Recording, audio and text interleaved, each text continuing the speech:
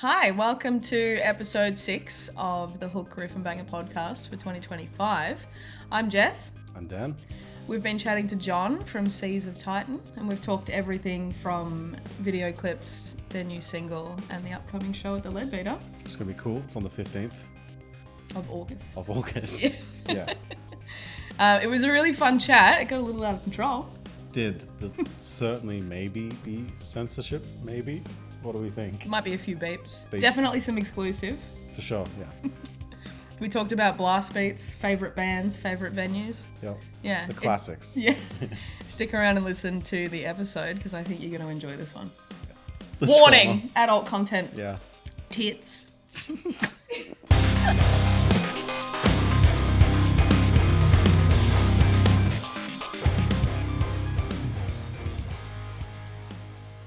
Cool. Wait, we're recording?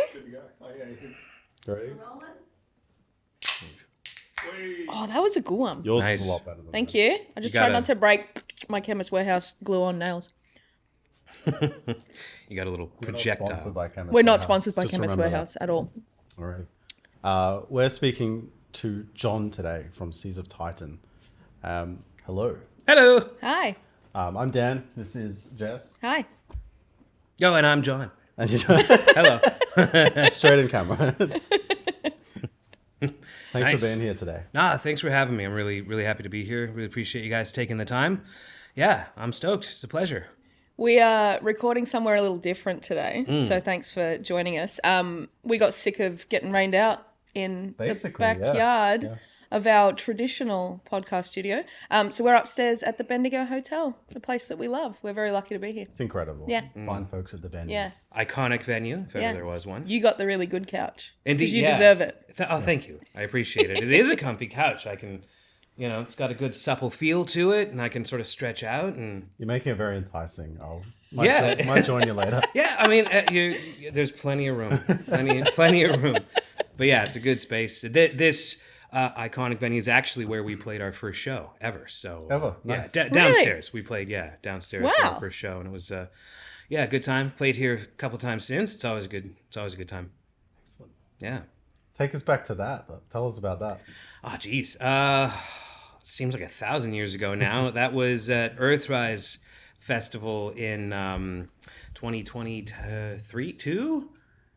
Yeah, something like that. And it was a pretty massive lineup. We had, I think Khan was headlining. We had, there were a bunch of bands. We had Terrestrials, Treebeard, a couple other, sort of stalwarts of the scene, Mushroom Giant, and there were a bunch of really, really good bands on that bill. Beautiful Bedlam, one of my personal favorite local bands. They're really, really cool, and we've played with them a couple times since. But yeah, it was a bit of a learning experience. Just sort of getting used to, like, coming from overseas. I'm Canadian, not American, for anyone who's wondering. And just sort of seeing some of the differences of how sort of shows work and how things are running. So it was a bit of I'm sort of our de facto manager, as it were. So yeah, but it was great. Reception was great, and we've made some really good friends that those relationships have sort of persisted. Terrestrials are probably our BFFs. We took them interstate with us. We played a bunch of shows, and their drummer Ben and I, we got sort of a little drummer bromance going on. Like, he's one of my favorite people. So yeah, I'm sort of rambling a little bit, but yeah, that was sort of the genesis of Titan. And yeah, it was a really, really good show. Great way to sort of wet the whistle, as it were. It was 1,000 years ago. Yeah. Well, again, it feels like it, I mean, and that was sort of in the middle of sort of COVID as well. So sort of figuring out the number restrictions and face masks and quotas and all that kind of stuff. So while we were still navigating all that, and we were just champing at the bit to get out and start playing shows and making a real go of it, But yeah, it was a really cool lineup to be a part of. Made some great friends, and that's sort of what set the ship a sail, as it were. I'll try not to make too many, like, sort of ocean sailing, sort of metaphors. I'll try to avoid too much with space as well, because that's sort of where our name is at. For anyone who's wondering, we were named after Titan's largest moon, Titan. So Yeah. There are seas of liquid methane on the surface of Titan. So that's sort of where it came from. I'm a huge space nerd. So That's so metal. thanks. Yeah. I mean, I'm a nerd in general, but yeah. I was going to ask. Yeah. Oh, yeah. Well, while we're on the band name, tell us about the band, your role in the band, and where things kicked off. Sure. Yeah. Like I said, I'm more than just sort of the de facto manager booker, at this point. If I'm anxious to sort of pass those responsibilities on. So if there's anybody watching or listening that is keen to help out, I hate doing it. So I'm kidding. It's fine. I'm good at it, and it's not a problem. But where was I going with that? My train of thought wanders from time to time, telling you about my role in the band. I'm the drummer primarily. But we all sort of, wear a few different hats in the band. So, I have sort of the business sort of booking side of things. Obviously, the drumming is the main part, but I also do the backup vocals and a lot of the, especially now since we've had the lineup change, I do pretty much all the keyboard synth stuff. And we all sort of take part in the writing and composing and stuff. So yeah, I suppose that's another sort of hat that I wear. Awesome. Was that a two-part question? Did I miss part of that, or no? I don't think so. How did the band begin? Tell us about that. Good question. Well, it actually was sort of born out of lockdowns. Our old guitarist, a gentleman by the name of Cal, he actually started writing a bunch of music just during lockdowns, holed up in his room. And then, sort of through Facebook ads, we sort of wound up finding each other. And I kind of heard, when you hear something sort of special, and I was like, this is something that I could, sort of really sink my teeth into, and I could really see myself playing. So we sort of hooked up over Facebook, and then, sort of naturally started jamming, and then we decided, we wanted to sort of put the feelers out and get some more members. And so the old lineup came together. And we wound up finding our singer, Les, who everyone in the band and everyone who was in the band is awesome, but not to sound cheesy, but he's the voice of the band, right? So I think we really sort of got a unique set of pipes to sort of complement the sound that we established in those early days. And then, it sort of went from there, and we sort of kept developing music. A lot of it, Cal brought to the table, but we started being a bit, more collaborative, and we sort of our first singles that we had released, that's a lot of it was that nucleus that sort of Cal started, but the songs are vastly different than the early days because we all sort of came in and put our own spins and changed the arrangement, did this, added vocals, etc., etc. But yeah, again, and forgive me if I ramble. I mean, sometimes I fall down those rabbit holes. I think I was saying how the band started, right? So yeah, it started in a bedroom in lockdown, and then it sort of grew from there. I love where your mind goes and your train of thought, because these are all questions we're going to ask you anyway. Oh, okay, great. I'm just spoiling it. You can also see your passion in the way that you talk about the band too, which is really exciting. Thanks. Yeah. No, I'm nothing if not passionate. So. And you need that, because it's no secret that this is it can be a very challenging and at times difficult industry. It doesn't need to be that way, but that's a different ball of wax that we don't have time to get into. But yeah, if you don't have the passion, you gotta love it, Yeah. And I've been playing drums for over almost 32 years now, since I was a wee little boy. So Wow. That passion hasn't changed, and that won't change until the day I die. So, but yeah, I'm glad that comes across. Yeah, definitely. I'm certainly passionate. I love what I do.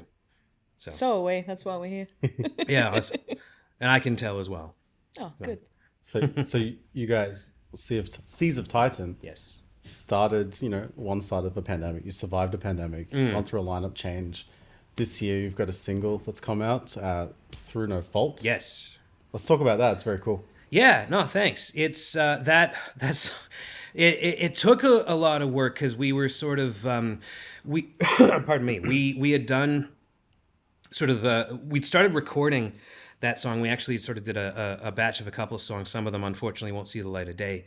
At least not anytime soon. Mm-hmm. But we sort of started recording that before the lineup changed. So I did all the drums and and we did some of the other bed tracks and whatever, and then the split wound up happening, and it was it's akin to a breakup. Like, we're still on really good terms. Like, they've come to a bunch of our shows. Like, we still are friends, and we're on, it wasn't a messy breakup or anything. But where was I going with that? Rabbit holes. Sorry, train of thought. No, you're It's all right. So anyway, that recording sort of started before the split, and then we sort of wound up going through the change. So things sort of got put on the back burner for a little while, and while we were looking for members, Les and I sort of did the vocals, and we were still trying to sort of keep some things moving along.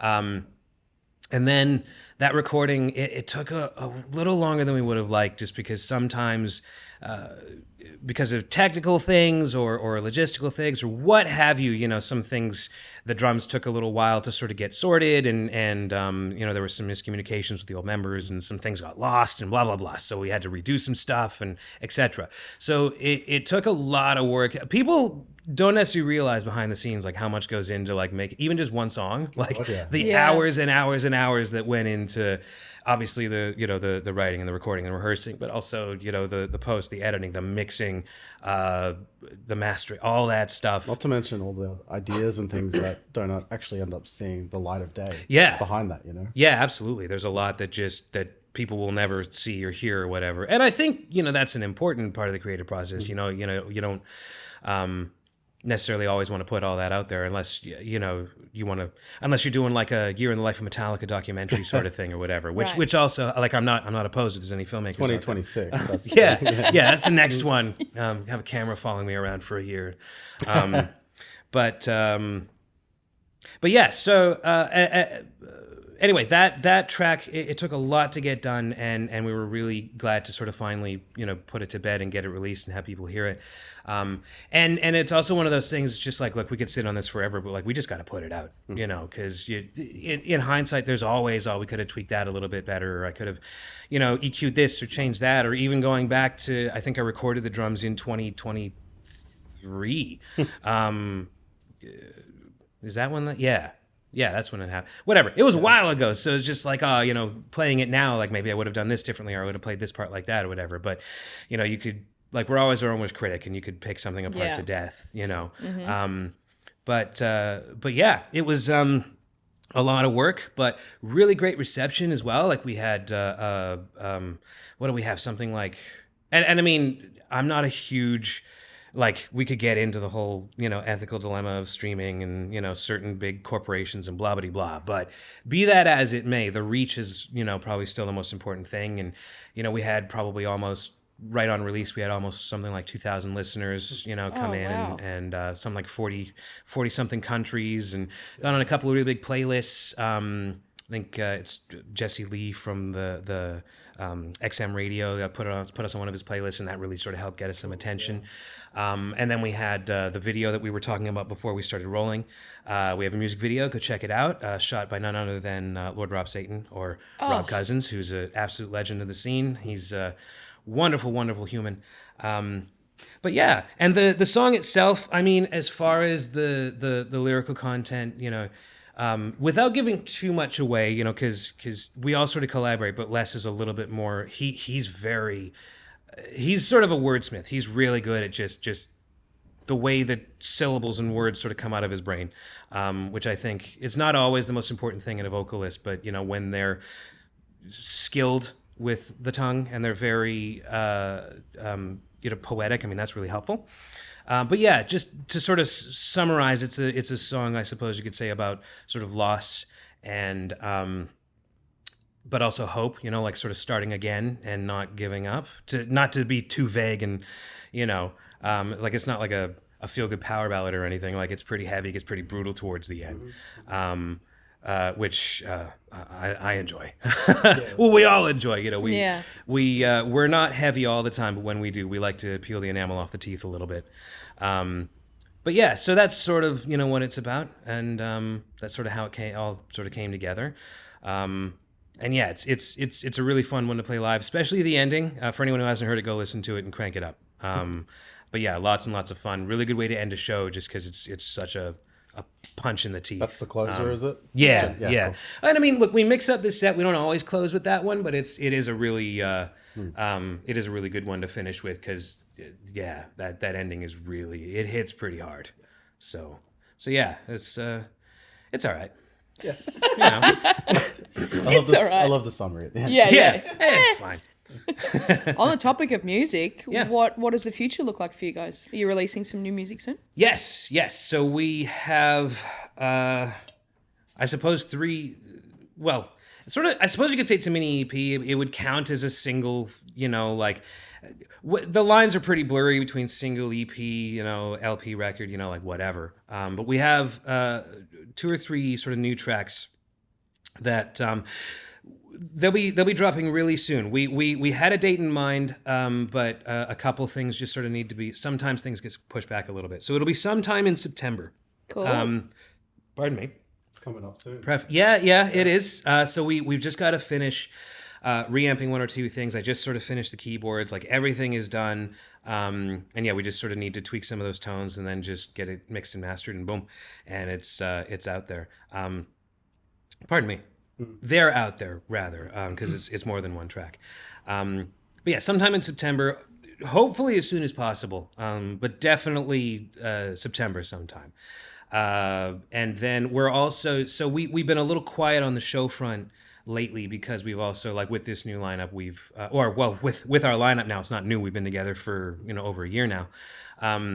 We've also been taking the time to write together and to get new stuff because we do want to do a longer release. End of the year, probably be pushing it. We'll probably be finished writing and then recording sort of over the summer, but like, shall we say first quarter next year, like early next year is when we can actually, that's when you can expect to see at least an EP, maybe an album. We're not sure. It depends on how much we get done. Depends on how long the songs are, like you can, we could go, full Yes and have one of my favorite all-time bands, and we could do 3 songs that are like 20 minutes long. Yeah. but no, it'll be a longer release of some kind.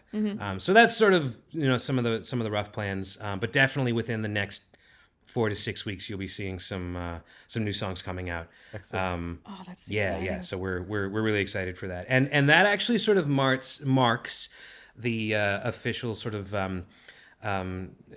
departure from sort of old versus new era Titan, in that sort of these old songs or these new songs are actually the last of sort of the initial pieces that we'd done with the old lineup. And obviously with everyone's permission and we got the rights sorted and all that kind of stuff because they're our songs, it's part of our sound and part of our brand moving forward and stuff. But it's also been really cool to sort of see how they've come together and how they've changed, from those early days and what they're like now. So yeah, that's sort of the rough plans. And we do, you're probably going to ask us about them. We do have a couple of shows coming up, which I will be happy to talk about. One of them I can't say anything about yet. But we won't press. Yeah, no, it's okay. Maybe when the cameras are off. But but yeah, there's a couple of really exciting things coming up for the Titan Camp. And yes, some new, old, whatever music, new releases coming out that I think people. I'm really excited. That's very really excited for people to hear it, and not to give too much away, but there's sticking to our sort of established sound. There's the atmospheric, the really dreamy, ethereal sort of stuff, but it does get pretty heavy. And I'm also sort of co-producing, taking the reins that way, and there's a few parts that have sort of. I don't just want to say they're Devin Townsend-esque, but he sort of propagated the wall of sound sort of thing. So there's a few parts that are just massive. So yeah, I'll stop rambling, but I'm excited to get it out. You've touched on some cool things and a really, really good segue. It was spoken about kind of the history where you've come from, and you've mentioned lineup change. We definitely want to sort of know and understand what the writing process is for you guys, and maybe you don't know the answer yet because you're about to go into it, but where do you draw your influences from? How do you envision that writing process to be coming into summer? Yeah, that's a good one. It's sort of a multifaceted question there. So I mean, as far as inspiration goes, I mean, you can. It's also one of those tricky questions asking a musician. Like, you can draw. You know, I could just say bunnies. You know, like but at the same time, a lot of our thematic content, you know, will come from. We don't just want to be pigeonholed like, oh, we're named after space, so all of our songs are about space and all that kind of, like, we're sort of based in the human experience, but, you know, we're open to exploring sort of more esoteric or existential themes, or however you want to sort of classify it. So musically speaking, the inspiration sort of comes from anywhere and everywhere. You know, we don't want to necessarily go, I like this band, so I'm going to rip that off and we're going to do this. But inevitably, you know, there's like, I think Picasso said art is theft, right? So, you know, you hear something, you're inspired, and then you kind of make it your own and do something different. So yeah, but that said, we're not really, you know, in this writing process, you know, we're not really, like, we want to do our own thing. We're not looking to you know, copy anyone, as it were.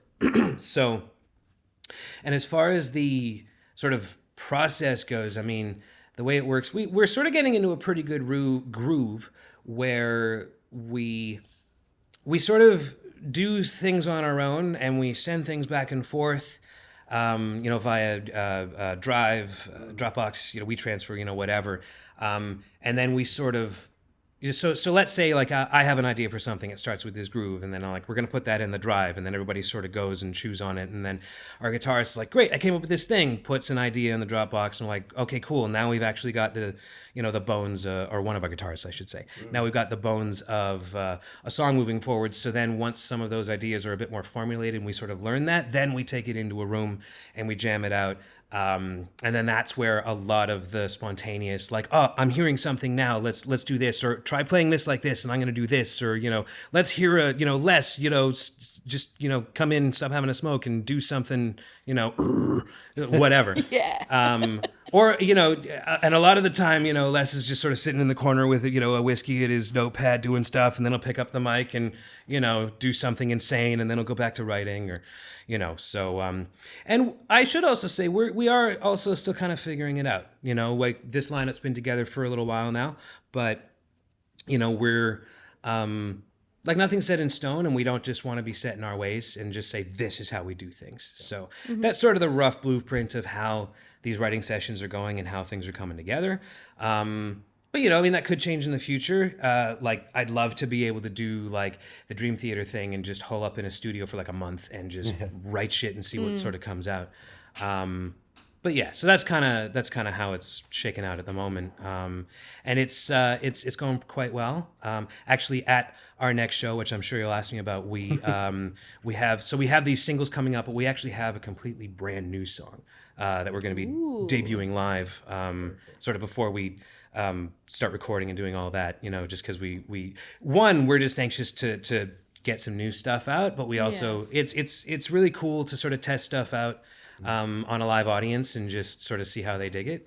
And it's getting a little heavier. You know, we're not deviating from our sound too much, but we want to kick in a few faces, and not to give too much away, but you may hear one or two moments of blast beats.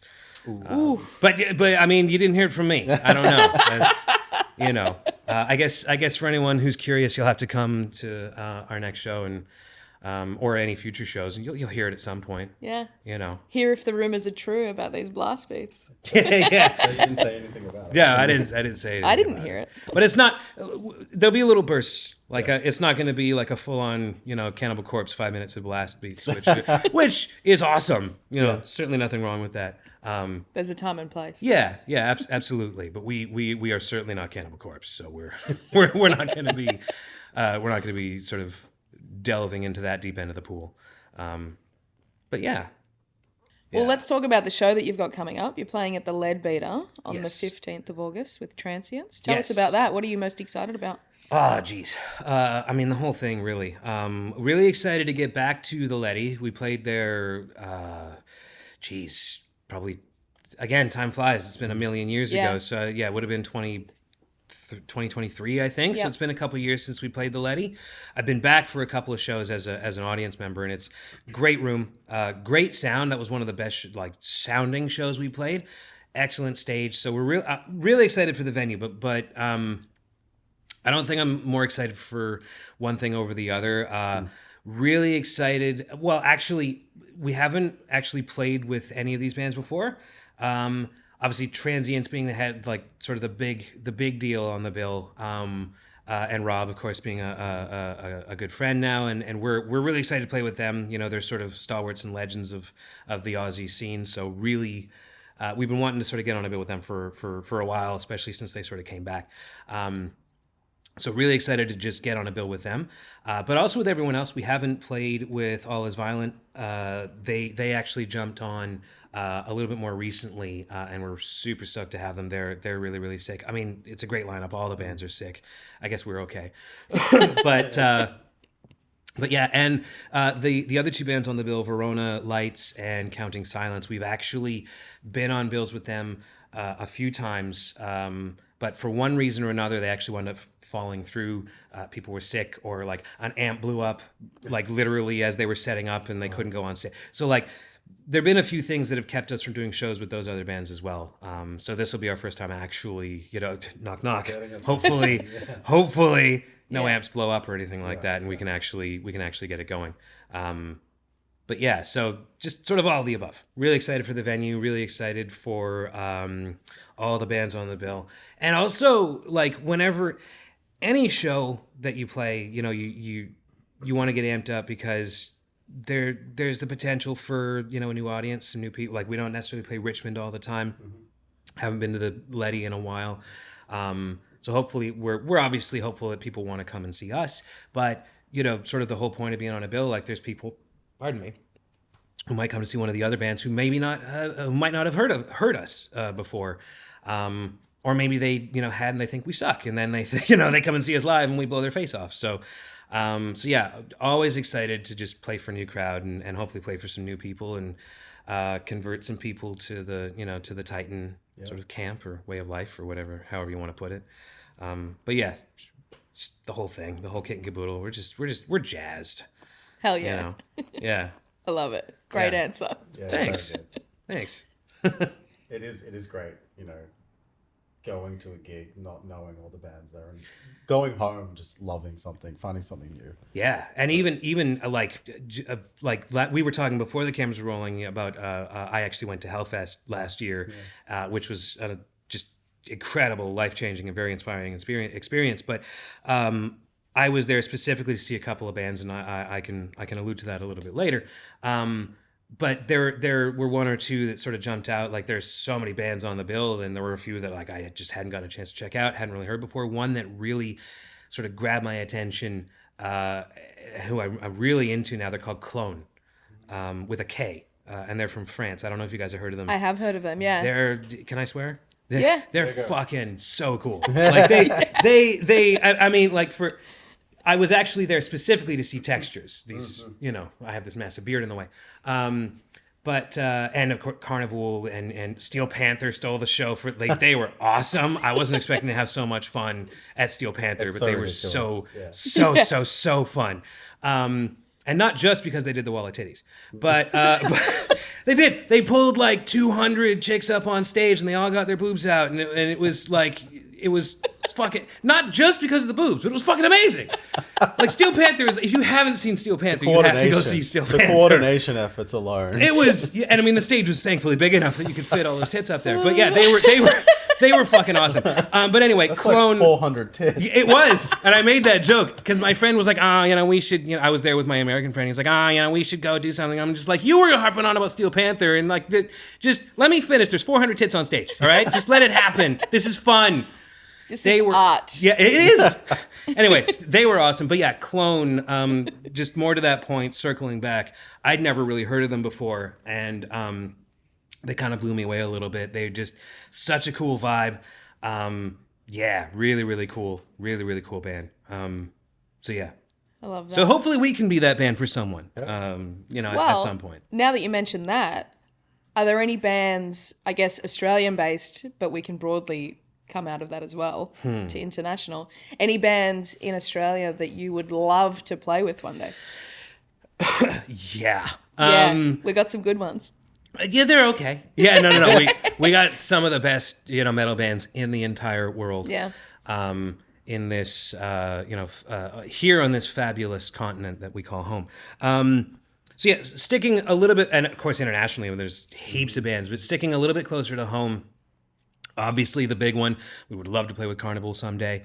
Obviously, we don't want to be too derivative, but we like Carnival, and there's a little bit that has creeped into our sound. I mean, they've influenced so many people, so many different bands. So Carnival is definitely a big one. Cog, would love to play with Cog. Caligula's, Voyager would be a lot of fun. Yeah. We've been lucky enough to already have opened for Osaka Punch. Love to play with them again because they're a lot of fun. Lots and lots of fun. And yeah, there's probably a few more like on the spot. Sometimes your brain just kind of goes, yeah, and but those are some of the few. There are many more because we have so many great bands here in Australia. And then more internationally speaking, I mean, like, hey, look, we'd love to play for anyone and everyone. Personally, my favorite metal band is Textures, so like, dream come true. Would love to tour with them, open for them. Clone, that'd be a really fun one. Since I've just was sort of going on a tirade about them.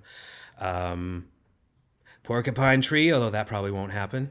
But I mean, hey, you never know. Like they made the comeback, no one thought it was going to happen. Yeah. So who knows? Maybe in another 10 years they'll be looking for another band to open. But yeah, that's again sort of a little bit of a short list. There's I'm sure I mean, hell, Opeth. This is a good list. Yeah. I'd love to play Meshuggah. Duh, who wouldn't want to open for Meshuggah? That would be a little intimidating because they're probably my second favorite metal band. And I mean, how do you? They're hands down probably the tightest band I've ever seen live. Like they are fucking amazing. And I mean that's common knowledge. It's not like a secret. I heard John say that. Meshuggah. It's like you knew Meshuggah was amazing. I'm not saying anything new here, but who the hell wouldn't want to play with Meshuggah? Yeah. But yeah, Pain of Salvation. That's one of my favorite bands. Would love to play with them. They're out of Sweden. Mm-hmm. Also got to see them at Hellfest. They were, and I've been waiting for maybe 20 years to see them. Yeah. So that was really, really quite special. Although they sort of closed out the night, and we'd already had like 16, 17 hours of heavy metal in the baking sun. So I'm just sort of sitting there, leaning up against the wall of the tent, just kind of they're playing, and I'm just like. Oh yeah, Feel your age at that all-day festivals are a hard slog. Yeah, especially in the sun. It is hot around the time. It was. I did, and people wouldn't stop buying me like beer inside. Like people just kept buying me booze, and I was telling you before the cameras rolling, I'm a featherweight, so like I actually did get a bit dehydrated, needed to go to the med tent for a little bit and get some water and get in the shade for a little bit. It's baking in that French sun, like it's intense, and even without all the heavy metal, blasting your sand blasting your face. But anyway, so yeah, that's again probably there's probably like 50 other bands that I can think of. But that's Coheed, Leprous. Oh, I'd love to play with Leprous. You kidding me? I was jamming Leprous the other day. I love Leprous. They're so cool. I feel like at this point in time, you could just scroll. Yeah. I love this question because it's never ending. Oh, these guys and these guys. Oh, yeah, cool. Pretty much. Periphery, and not just prog, sort of bands. Like we'll play with anybody. Like if Polaris gave us a call, I'm not going to say no. You kidding? Like, love to play with them. That'd be awesome. You pick up the phone. Yeah, they're calling. Absolutely. Again, if you guys are watching. We're available. Yeah, come on the pod. Yeah. Come on the. Yeah. Anyway, so yeah, that's similar skinned question. We love talking about local venues. Like we're here to support the scene. You've mentioned Leadbeater. You love that as a venue. Any other venues you'd like to shout out or love to play someday? Pardon me. Yeah, I mean, this is what our 5th year as a band now, so we've been around for a little while. So we've been privileged enough to play most of the venues in town. There's still a few that we haven't sort of gotten in with. There are a couple that are just really busy and in demand. So like, I'd love to play Shot Kickers. Haven't gotten a chance to play there That yet, is a but great like, venue. I think everybody wants to play Shot Kickers, and it's a little difficult to get your foot in the door, which is totally understandable. But yeah, Shot Kickers. We have played, as far as places we played, the Bergie is probably the top of the list. That's just an excellent venue.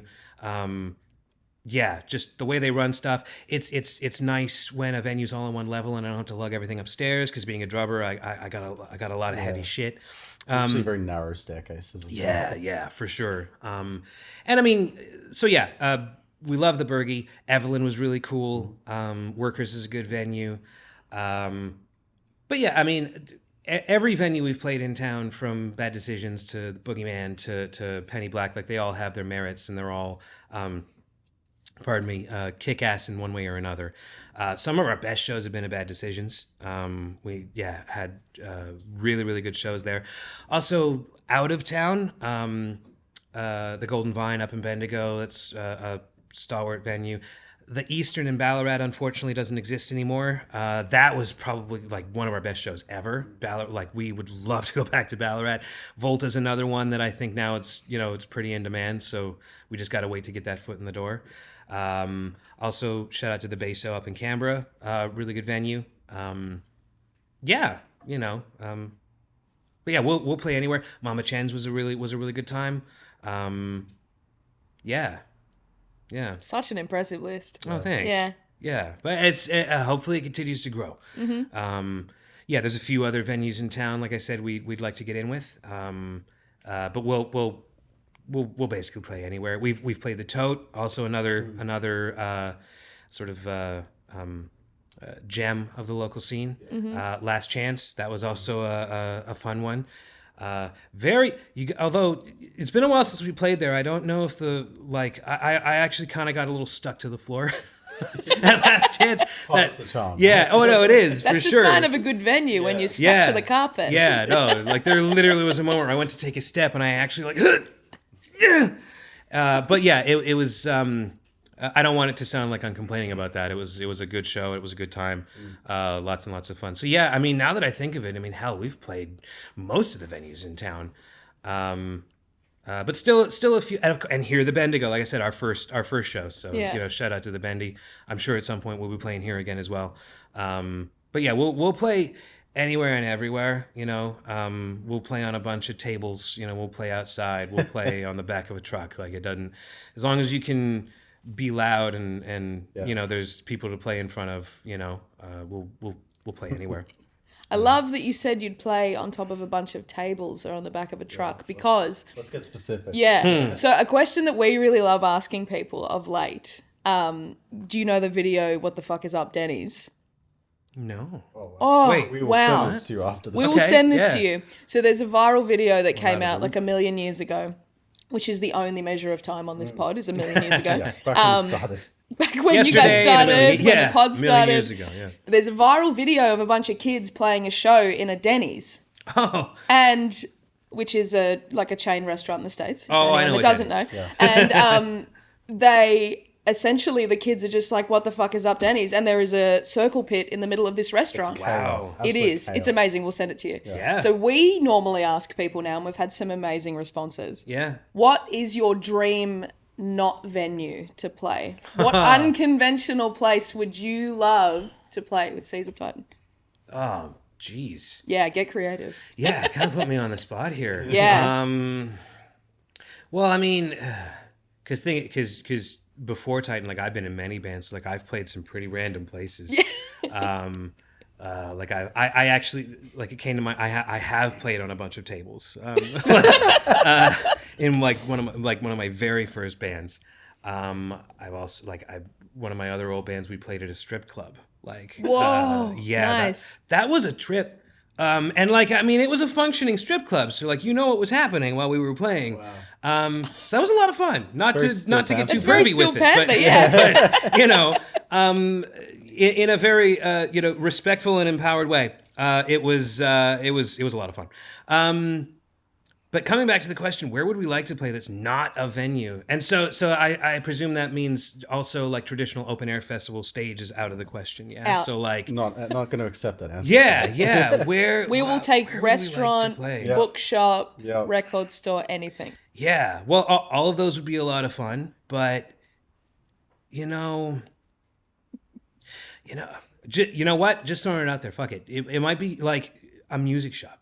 And turn it into like an actual like, I don't just want to have it like be chaos and like everybody grab a guitar, but like, it like that could be an interesting venue for like, as long as like the venue's cool with it, like, hey, I'm gonna grab this thing, let's play it, like whatever. Yeah, turns into like a 200-person improv. Yeah. That'd be really cool. Like, sort of a Frank Zappa-esque, like, we don't know what's gonna happen. There's a cello and a flute, and this person in the audience is a Tuvan throat singer. So let's make something happen. And that's a great answer. We should hit up Lewis at Black Sound. Yeah. And be like, let's take over. Everybody bring an instrument. Yeah.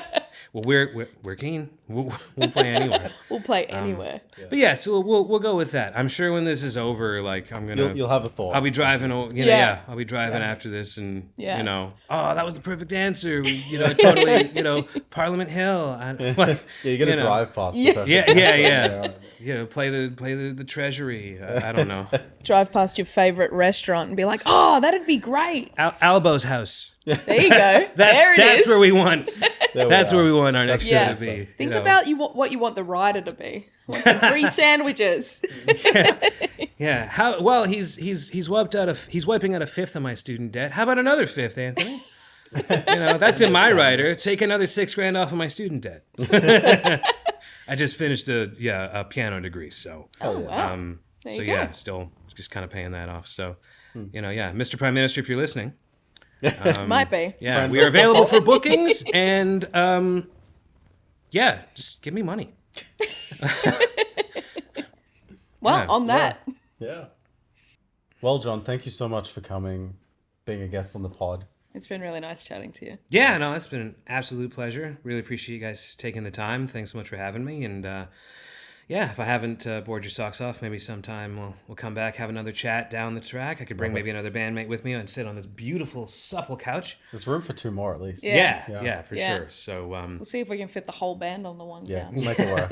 well, there are 5 of us now, but It's happening. Yeah, we usually make Jesse sit bitch, so we can, we can cram him in the back of the van. I got a pretty nice. Oh man, We could do it in the van. I got a nice van, not to. very cool. I like that. On location. Yeah. Like we'll be heading out to Ballarat or something. Yeah, do a podcast with us. On the road. I love Anyway, all that's to say, thanks so much for having me. It's been a blast. I really appreciate it. Thank you. Yeah, cheers. Seas of Titan, you're playing at the Leadbeater on the 15th of August. Yes. Get your tickets now, is what I have to say. Yeah. Oztix, they're up there. Oztix? There's a few of them. Sweet. Make sure to follow these guys on their socials. Bandcamp. What are your socials? Yeah, well, we got most of the standard stuff. So obviously, Bandcamp, please and thank you if you want to check us out, support us. We're on all the streaming things, Tidal, Spotify, blah blah blah. YouTube, you can check out our video, and then we got this, Facebook, Instagram. We got a TikTok. We do need to get better at that. But yeah, pretty much all the social stuff. You can search us. You could find it. Seas of Titan. You'd be surprised how often people stuff up our name. Seas of the Titans. Oh no, Sea of Titans. I can imagine. I get that one. Yeah, we get that. Words isn't it much. Yeah. But yeah, Seas of Titan. Check us out. We don't suck. Well, at least no one's told us that to our faces yet.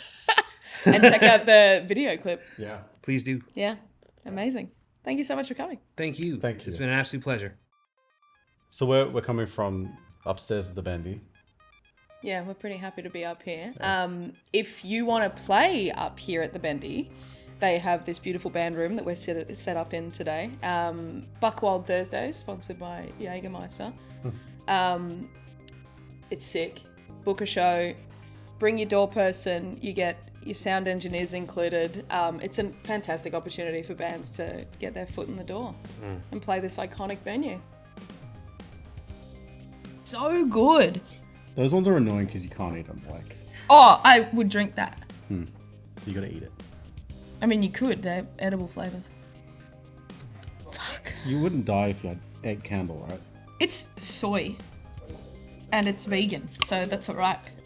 Cool. Yeah, right. Vegan is only refers to things that are edible, so Yeah. I think that's fine.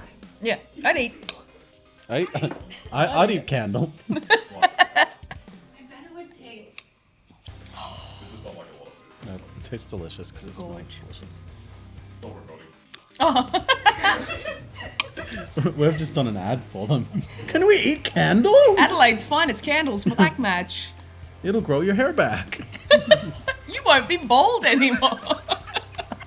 Black Match candles. You won't be bald 100% anymore. soy, vegan, cruelty-free candles. 45 minutes of hours of burning time. 45 minutes hours. 45-minute This is candles. why we're not asked to do ads, paid sponsors, because we'll fuck it. Anyway.